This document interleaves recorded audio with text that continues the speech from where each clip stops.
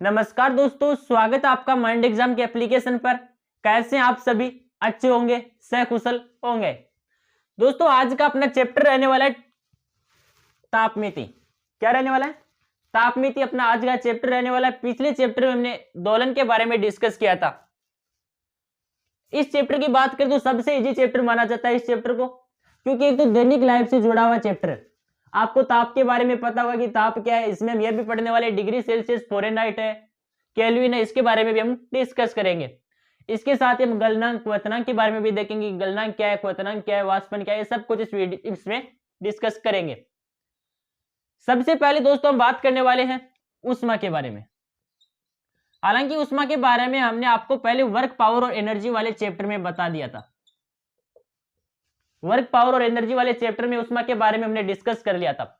ऊष्मा क्या है? ऊष्मा है आपको गर्मी किस वजह से महसूस होती है या ठंडक किस वजह से महसूस होती है। ऊष्मा की वजह से आपको गर्मी या ठंडक महसूस होती है।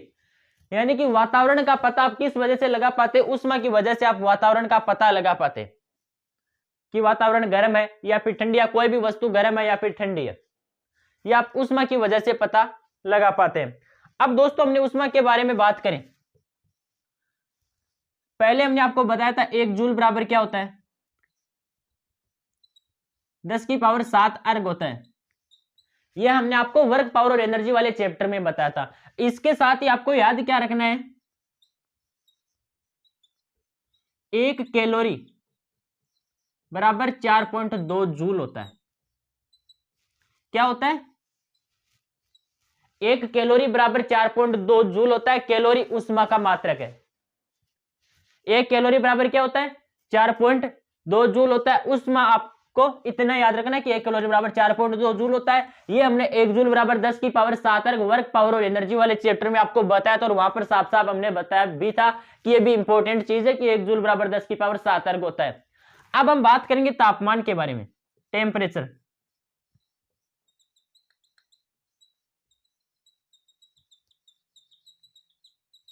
किसके बारे में बात करेंगे? टेम्परेचर क्या है, तापमान क्या है। तापमान की दोस्तों बात करें तो इसी से आपका डिग्री सेल्सियस है, केल्विन है, फ़ारेनहाइट, वो इसी से आपके रिलेटेड है सभी चीजें। तापमान की दोस्तों बात करें तो आपने सुना होगा कि ऊष्मा एक स्थान से दूसरे स्थान पर प्रवाहित होती है या एक वस्तु से दूसरे स्थान में ऊष्मा जाती है। तो ये किस वजह से संभव है? ऊष्मा को एक जगह से दूसरी जगह पर स्थानांतरित करते हैं या किसी एक वस्तु, मान लीजिए ये वस्तु आपकी सबसे ज्यादा गर्म है। आप अभी सर्दियों में नहाते होंगे तो गर्म पानी करके नहाते हैं। आपके पास में 2 बाल्टी है, इसमें आपके पास में गर्म पानी है। क्या है? इसमें आपके पास में गर्म पानी है और इसमें आपके पास में ठंडा पानी है। एक बाल्टी में आपके पास में गर्म पानी है और एक में आपके पास में ठंडा पानी है। अब आप इसमें पानी डाल रहे हैं या दोनों को एक नली से आपने दोनों को जोड़ दिया। क्या कर दिया? दोनों को एक नली से जोड़ दिया। अब कुछ समय बाद क्या होगा? 5 से 10 मिनट बाद में क्या होगा? इन दोनों का तापमान बराबर हो जाएगा। क्या हो जाएगा? इन दोनों का तापमान, इसका भी तापमान T होगा और इसका भी तापमान T होगा। ये जो ठंडा है ये भी कुछ ना कुछ गर्म हो जाएगा और जो ये गर्म है ये कुछ ना कुछ ठंडा हो जाएगा। यानी कि दोनों का तापमान कुछ समय बाद में बराबर हो जाएगा। तो ये किस वजह से संभव है? ये तापमान की वजह से संभव हुआ है। किसकी वजह से हुआ है? ये तापमान की वजह से, टेम्परेचर की वजह से संभव हुआ है। तो तापमान क्या है? तापमान ऊष्मा की प्रवाह की दिशा प्रदर्शित करने के लिए तापमान का प्रयोग किया जाता है। ऊष्मा के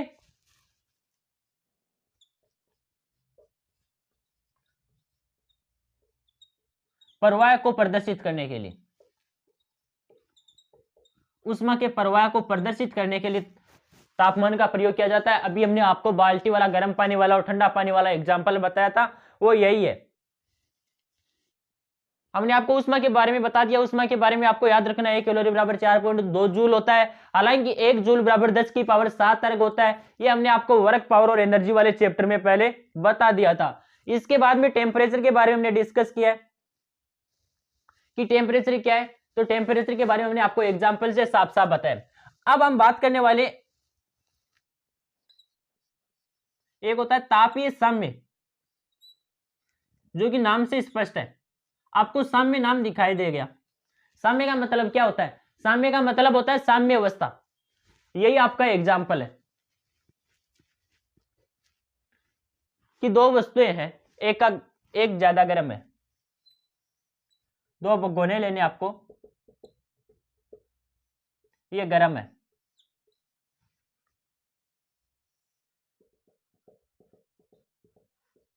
ये क्या है? इसमें जो भी पदार्थ भरा हुआ है वो ठंडा है, इसमें जो भी पदार्थ भरा हुआ है वो गर्म है। दोनों को अगर आपने किसी नली से जोड़ दिया तो कुछ समय बाद क्या होगा? दोनों का तापमान समान हो जाएगा। क्यों होगा? क्योंकि ऊष्मा का प्रवाह, पहली चीज आपको याद क्या रखनी है कि तापमान का प्रवाह किस ओर से किस ओर होता है, इसके बारे में। तो तापमान का प्रवाह होता है अधिक ताप से कम ताप की ओर,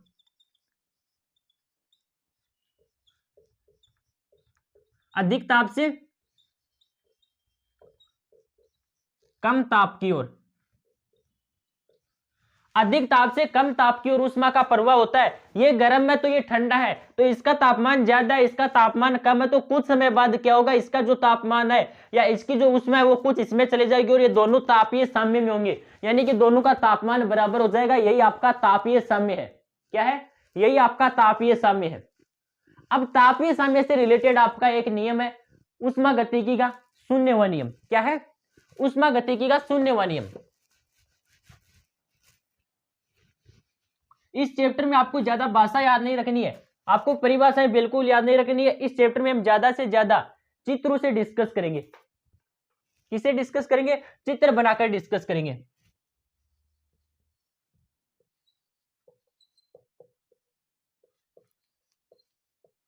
ये ऊष्मागतिकी का शून्यवा नियम क्या कहता है? ऊष्मागतिकी का शून्यवा नियम कहता है आपने तीन पदार्थ लिए, एक, दो, तीन पदार्थ ले लिए, तीनों में कुछ ना कुछ आपको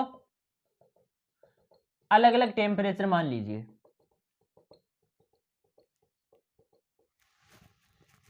ये तीन पदार्थ ले लिया आपने, ये ले लिया आपने A1, ये आपने ले लिया A2, या आपने ले लिया A3। क्या ले लिया? A1, A2, A3 आपने ले लिया। अब ये दोनों पदार्थ आपस में क्या है? तापीय साम्य में। A1 और A2, या यहां पर ये मान लीजिए ये A है, ये B है, ये आपका C है। A और B आपस में तापीय साम्य में है। क्या है? A और B का तापमान बराबर है। A और B का तापमान बराबर है क्योंकि इनको एक नली से जोड़ रखा है और ये इन दोनों का तापमान बराबर है। और इसी प्रकार क्या है? B और C को किसी नली से जोड़ रखा है। क्या है? B और C को किसी नली से जोड़ रखा है और B और C का तापमान भी बराबर है। पहले हमने क्या बताया कि A और B का तापमान बराबर है, फिर हमने बताया कि B और C का तापमान भी बराबर है। तो अब क्या A और C का तापमान बराबर होगा? बिल्कुल होगा, क्योंकि B का तापमान A के बराबर है और B का तापमान C के बराबर है, तो A और C का तापमान भी आपस में बराबर होगा। यही आपका ऊष्मागतिकी का शून्यवा नियम है।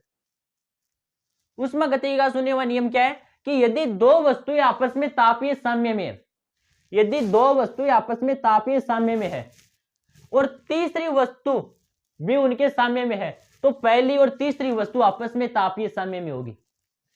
यानी कि यदि इन दोनों का तापमान बराबर है, ए और बी वस्तुएं हैं, ए और बी दो भगोने हैं और दोनों का तापमान बराबर है। क्या है? दोनों का तापमान बराबर है।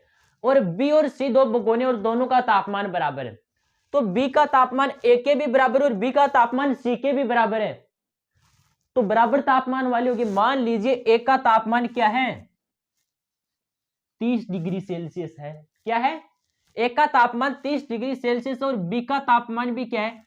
30 डिग्री सेल्सियस है। तभी तो ए और बी बराबर ताप वाले होंगे, तभी तो होंगे ना ए और बी बराबर ताप वाले, कि दोनों का 30-30 डिग्री सेल्सियस तापमान है। अब बी का अगर 30 डिग्री सेल्सियस तापमान है तो बी और सी भी बराबर है, तो सी का भी क्या हो गया?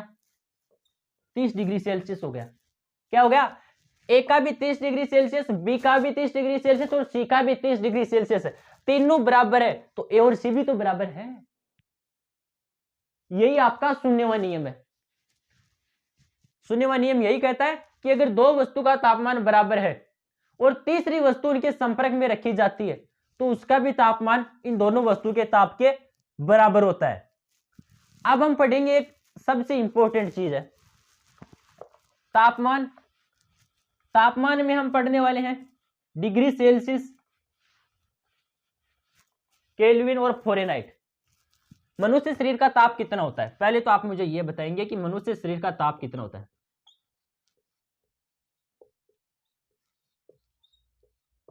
सामान्य मनुष्य के शरीर का तापमान कितना होता है?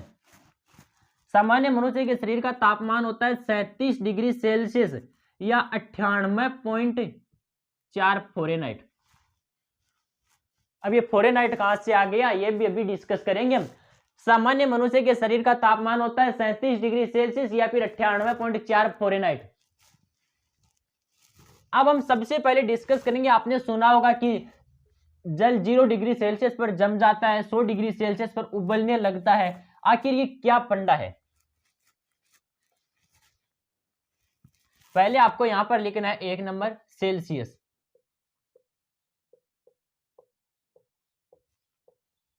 क्या लिखना है आपको यहां पर लिखना है सेल्सियस। 2 नंबर पर आपको लिखना है केल्विन। 3 नंबर पर आपको लिखना है फ़ारेनहाइट।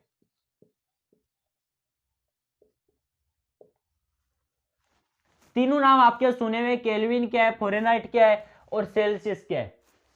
अब आपको यहां पर लिखना है प्रतीक चिन्ह। हालांकि आपके प्रतीक चिन्ह किसी काम का नहीं है, लेकिन लिख लेना आपको प्रतीक चिन्ह। यहां पर आपको लिखना है हिमांक बिंदु,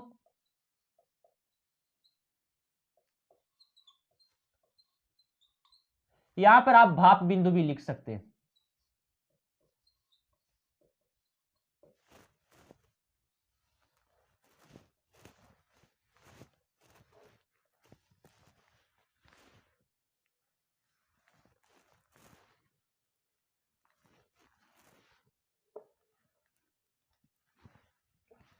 ये आपकी एक सारणी हो गई और ये सारणी आपको याद रखनी है।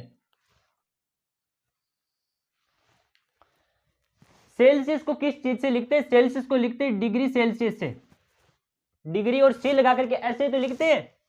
केल्विन की बात करें तो केल्विन को के से लिखते हैं। किससे लिखते हैं?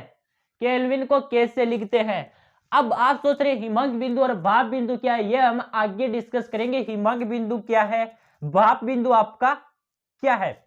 आगे बात करें फ़ारेनहाइट, तो फ़ारेनहाइट को क्या लिखते हैं?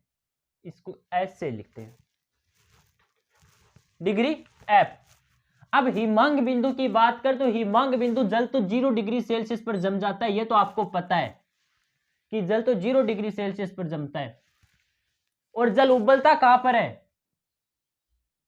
100 डिग्री सेल्सियस पर, ये तो आपको पता है। लेकिन केल्विन की बात करें तो केल्विन का होता है 273.15 केल्विन।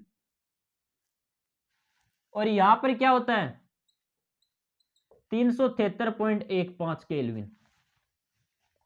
273.15 kelvin, 373.15 kelvin. और फ़ारेनहाइट की बात करें कि फ़ारेनहाइट का क्या होता है, तो फ़ारेनहाइट का सबसे ज्यादा इंपॉर्टेंट है। ये दो तो सबको याद रहते हैं, लेकिन फ़ारेनहाइट वाला किसी को याद नहीं रहता।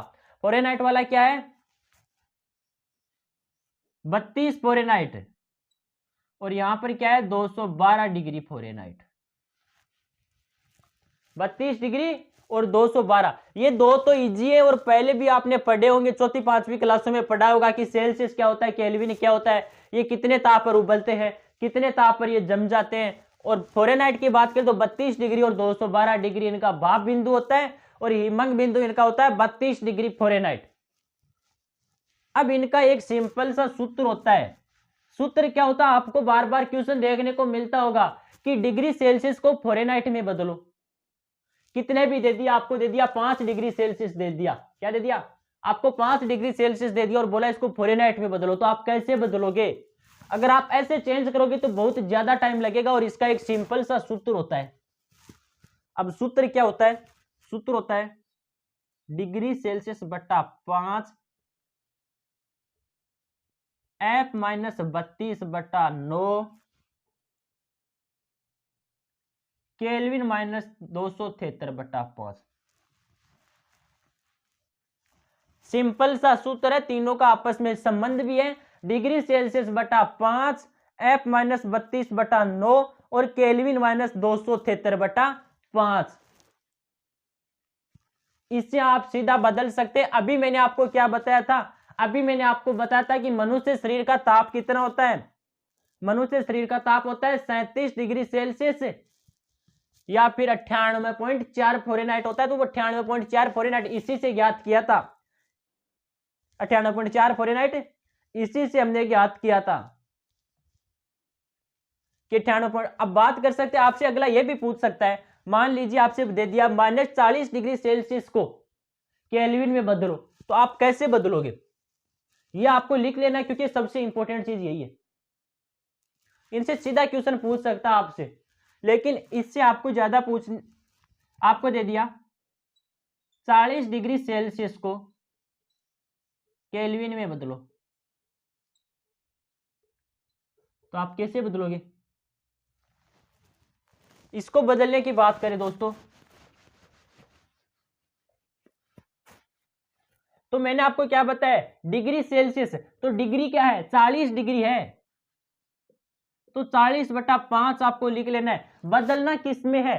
केल्विन में बदलना है, तो केल्विन माइनस के माइनस 273 बटा 5 होता है। 5 से 5 कट गया, अब यहां पर क्या गया? 40 बराबर के माइनस 273, तो के बराबर क्या हो गया?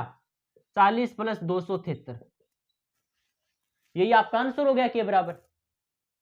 इसी प्रकार आपको दे दिया कि फ़ारेनहाइट में बदलो, यहां पर आपको क्वेश्चन दे दिया 40 डिग्री को फ़ारेनहाइट में बदलो, -40 डिग्री को। अब की बार आपको क्या दिया? -40 डिग्री सेल्सियस को फ़ारेनहाइट में बदलो, -40 डिग्री सेल्सियस को फ़ारेनहाइट में बदलो, जो कि सबसे इंपॉर्टेंट क्वेश्चन आपका यही क्वेश्चन है। सबसे ज्यादा बार यही क्वेश्चन पूछा जाता है कि -40 डिग्री सेल्सियस को फ़ारेनहाइट में बदलो, तो आप कैसे बदलोगे? डिग्री सेल्सियस यानी कि कितना? -40 बटा 5, यही है। -40 बटा 5 बदलना किस में? फ़ारेनहाइट में बदलना है, तो फ़ारेनहाइट क्या है? F माइनस 32 बटा 9, यही है। आपस में वज्र गुणा कर दो, 9 को इससे गुणा करोगे माइनस का 360, इसको गुणा करोगे 5F माइनस, यही होगा। 9 को 40 से गुणा किया 360 आ गया, 5 को F से गुणा किया 5F आ गया, और ये आपका आ गया 160 आ गया। अब आपको क्या करना है? 5F का मान निकालना आपको, तो 5F को तो आप इधर ही रहने दो। ये 160 माइनस का इधर आएगा तो प्लस का होगा 160, तो माइनस का 360 प्लस का 160 क्या हो जाएगा? 5F बराबर, 5F बराबर हो गया 200, वो भी माइनस का, तो F बराबर क्या आ गया?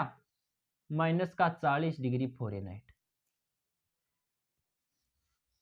मैंने आपको क्या बोला था कि सबसे ज्यादा इंपॉर्टेंट क्वेश्चन यही है। यहां पर -40 डिग्री सेल्सियस और फ़ारेनहाइट में बदला तो भी -40 डिग्री सेल्सियस। जी दोस्तों, ये सबसे इंपॉर्टेंट क्वेश्चन यही बनता है कि -40 डिग्री सेल्सियस को फ़ारेनहाइट में बदलने पर क्या आता है? तो -40 डिग्री आता है।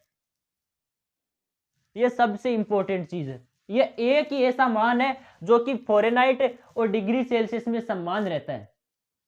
आपसे क्वेश्चन ये भी पूछ सकता है कि ऐसी कौन सी वैल्यू है जो डिग्री सेल्सियस और फ़ारेनहाइट में बराबर रहती है? तो वह -40 डिग्री।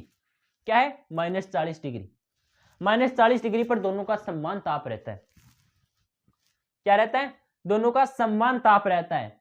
अब हम पढ़ेंगे एक इंपॉर्टेंट चीज, आपका गलनांक क्वथनांक क्या है? यह आपका सबसे इंपॉर्टेंट चीज है।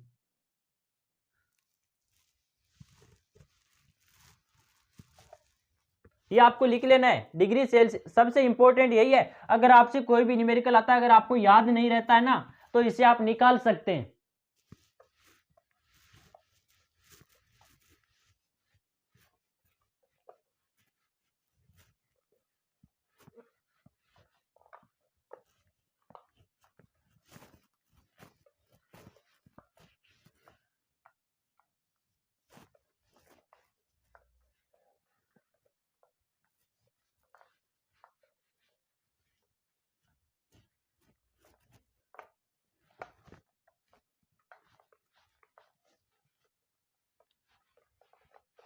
पहले हम पढ़ेंगे तापमान।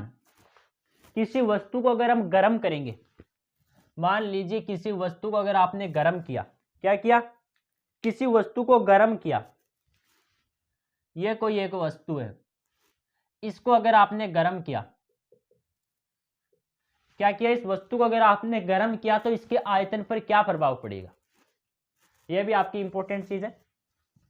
किसी वस्तु को अगर आप गर्म करोगे तो उसका आयतन बढ़ जाता है, क्या होता है, उसका आयतन बढ़ जाता है। कोई भी वस्तु ले लो आप, रबड़ को छोड़ करके, इसके दो अपवाद है,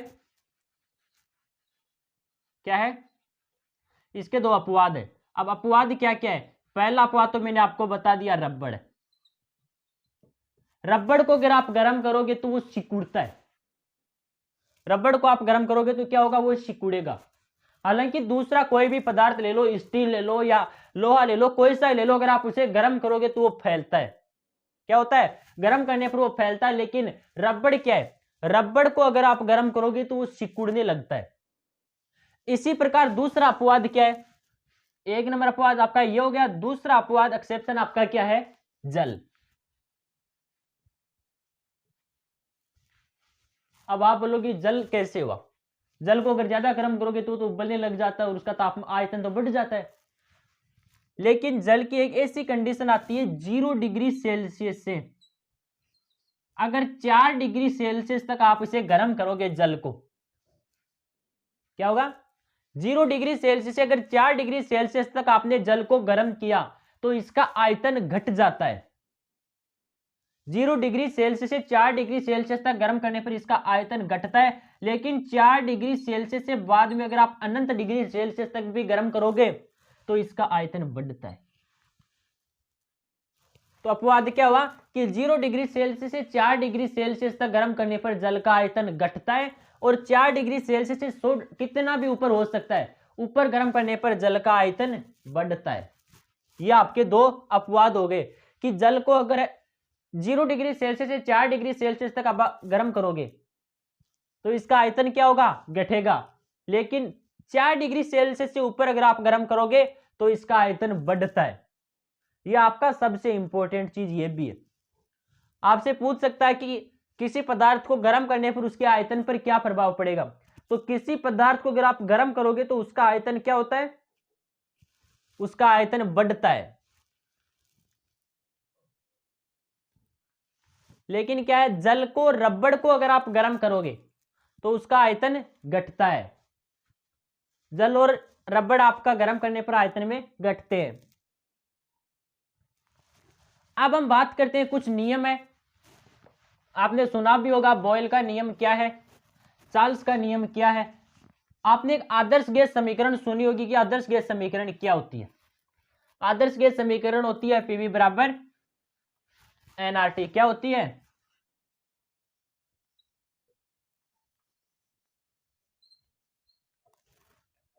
इसी से तीनों नियम समझेंगे। क्या होता है, पीवी बराबर एनआरटी, यही होती है आदर्श गैस समीकरण। अब आपका पहला नियम क्या है, चार्ल्स का नियम।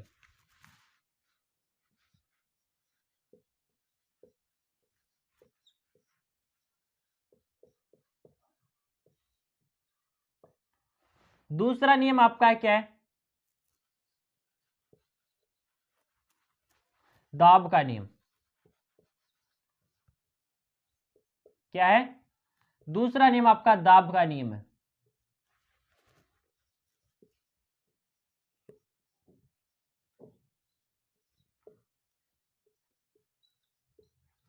तीसरा आपका है बॉयल का नियम या बॉयल नियम। बॉयल नियम क्या है, बॉयल नियम तो आपको नाम से समझ में आ गया होगा कि बॉयल नियम क्या है। बॉयल यानी उबलना होता है, और ताप, उबलना किससे रिलेटेड है, तापमान से रिलेटेड है, तो इसमें कुछ ना कुछ तापमान आएगा। तो बॉयल नियम तो तापमान से रिलेटेड हो गया। लेकिन चार्ल्स नियम किससे रिलेटेड है, आपको इसमें याद ये रखना है। पहला चार्ल्स नियम, आपका चार्ल्स नियम में क्या, आपको पी को नियत कर देना है। ये आपके दो, ये तो आपके स्थिरांक है, इनका तो कोई मान ही नहीं है। एन तो आपका स्थिरांक है, आर आदर्श गैस के लिए नियतांक है, जिसका मान 8.314 होता है। बदलते कौन कौन से? P बदलता है, V बदलता है और T बदलता है। P दाबमान है, V आयतन है और T तापमान है। ये तीनों बदलते हैं, ये तीनों बदलते हैं। तो चार्ल्स के नियम में क्या होता है? चार्ल्स के नियम में तो P नियत रहता है। अगर P नियत हो तो क्या हो गया?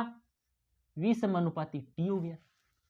अगर P नियत हो गया तो V समानुपाती T हो गया। ये तो आगे अपने आप ही नियत थे और P को भी नियत कर दिया क्योंकि चार्ल्स का नियम है, तो V समानुपाती T हो गया। दाब का नियम क्या है? दाब का नियम में हमें करना है इस आयतन को नियत। आयतन को नियत करोगे तो क्या हो गया?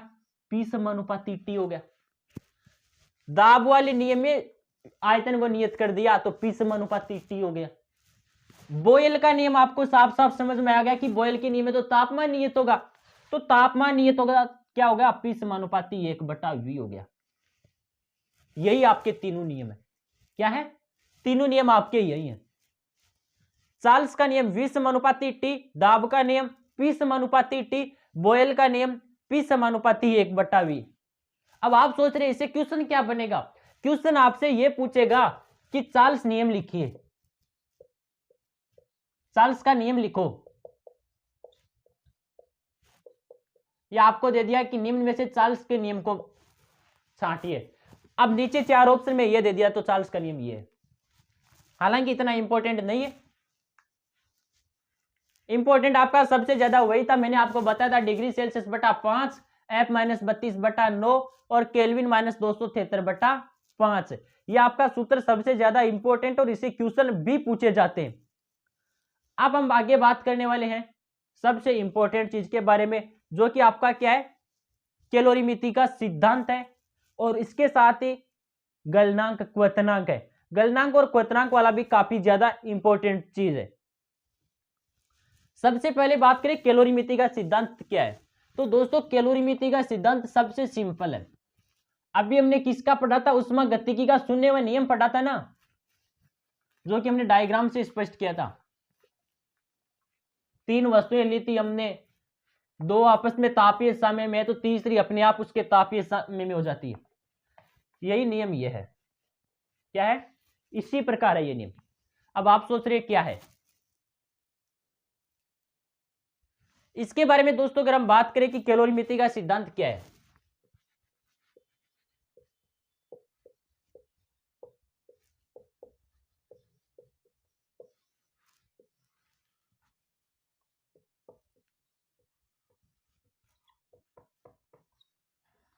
कैलोरीमिति का सिद्धांत, ये आपको परिभाषा याद नहीं रखनी, मैं आपको चित्र से समझा देता हूं।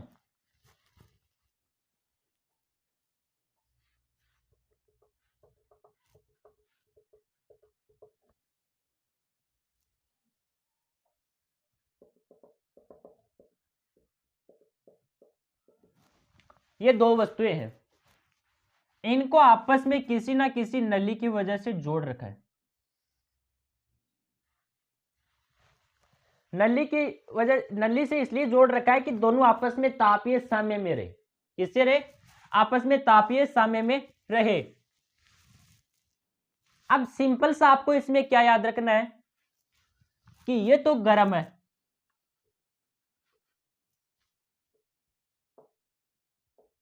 ये ठंडा है। क्या है? ये तो गर्म है और ये ठंडा है। अगर गर्म से ठंडे की ओर तापमान या उष्मा जाएगी तो ए वस्तु, इसको ए वस्तु दे लो, इसको बी नाम दे लो। ए द्वारा बी को दी गई उष्मा, ए मान लीजिए बी को 10 जूल उष्मा देता है या 10 कैलोरी उष्मा देता है। ए बी को 10 कैलोरी उष्मा देता है। अब बी उसमें से कितनी उष्मा लेता है? बी अगर उसमें से 10 कैलोरी उष्मा पूरी ले लेगा, ए ने बी को 10 दी। अब ये बी क्या है? रास्ते में उष्मा को नहीं कहीं पर वेस्ट मतलब बर्बाद नहीं होने दे करके खुद ही 10 पूरी ले लेता है। रास्ते में नहीं रहकर खुद ही पूरी ले लेता है, यानी कि ए 10 दे रहा है और बी 10 पूरी ले रहा है, तो बीच में तो कुछ नहीं बचा। बीच में कुछ नहीं बचा तो ये आपका क्या हो गया? ए बराबर बी हो गया। ए 10 दे रहा है और बी 10 ले रहा है, तो ये क्या हो गया? ए द्वारा दी गई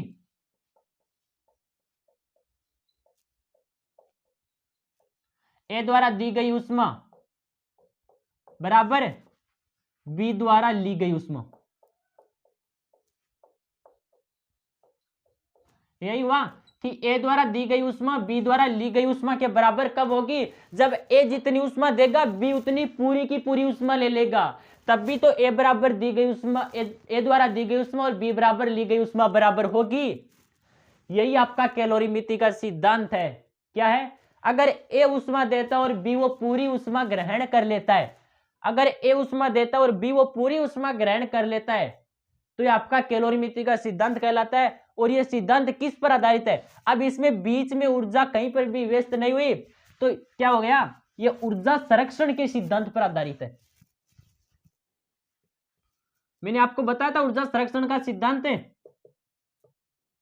वर्क, पावर और एनर्जी वाले चैप्टर में हमने डिस्कस किया था कि ऊर्जा संरक्षण क्या सिद्धांत पर आधारित है। स्पष्ट हो गया कि ऊर्जा संरक्षण के सिद्धांत पर क्यों आधारित है।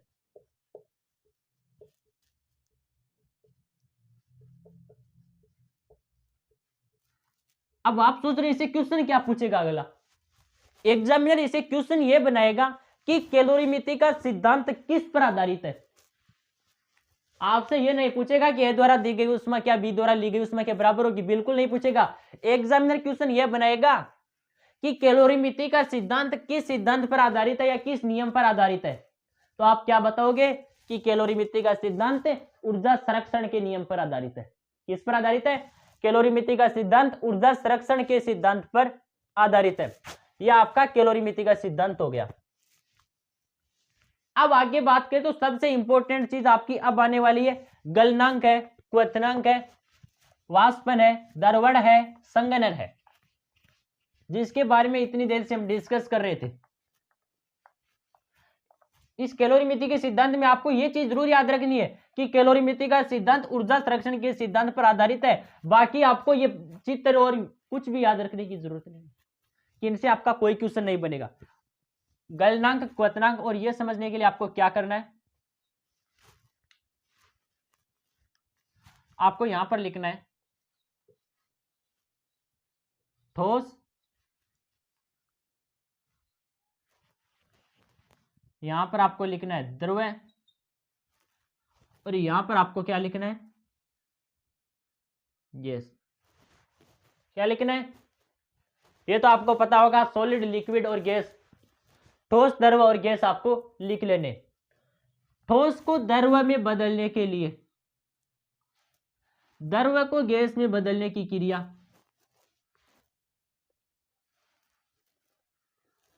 ठोस को सीधा गैस में और गैस को सीधा ठोस में बदलने की क्रिया, इनके बारे में सबसे पहले बात करें तो ठोस पदार्थ को द्रव में बदलने की क्रिया क्या कहलाती है?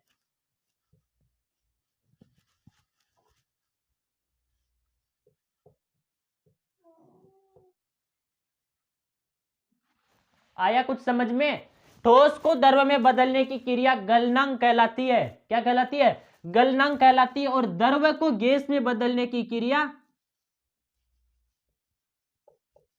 क्वथनांक कहलाती है। क्या कहलाती है? द्रव को गैस में बदलने की क्रिया क्वथनांक कहलाती है। आपको याद क्या रखना है कि ठोस को द्रव में बदलने के लिए किसका प्रयोग किया जाता है? तो ठोस को द्रव में बदलने के लिए गलनांक का प्रयोग किया जाता है। और क्वथनांक क्या है? द्रव को गैस में बदलने के लिए क्वथनांक का प्रयोग किया जाता है। अब बात करें कि ठोस को सीधा गैस में बदलने के लिए किसका प्रयोग किया जाता है? ठोस को द्रव में ना बदल करके सीधा अगर आपको गैस में बदलना है तो आप कैसे बदलोगे, और यह क्रिया आपकी क्या कहलाती है? आपने पढ़ा हुआ है, यह तो ऊर्ध्वपातन कहलाती है।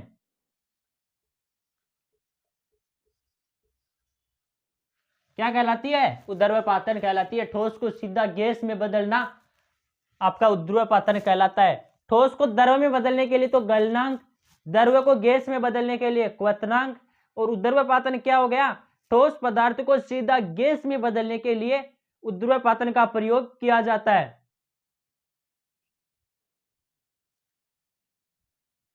अब हम बात करेंगे इनका उल्टा, गैस को द्रव में बदलने के लिए और द्रव को ठोस में बदलने के लिए।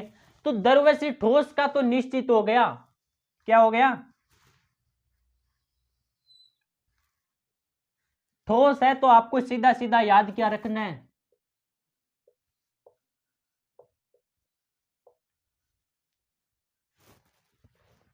क्या याद रखना है? हिमायन। द्रव्य को ठोस में, द्रव्य पदार्थ को ठोस में बदलने के लिए हिमायन का प्रयोग किया जाता है। अब हम बात करेंगे कि गैस को द्रव्य में बदलने के लिए किसका प्रयोग किया जाता है। ठोस को द्रव्य में बदलने के लिए गलनांक, द्रव्य को गैस में बदलने के लिए क्वथनांक, और ठोस को सीधा गैस में बदलने के लिए ऊर्ध्वपातन। और बात करें हम द्रव्य को ठोस में बदलने के लिए हिमांक।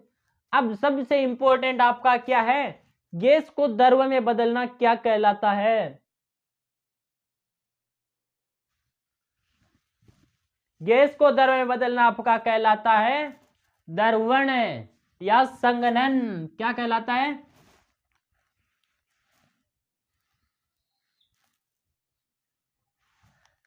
गैस को द्रव्य में बदलने का द्रवण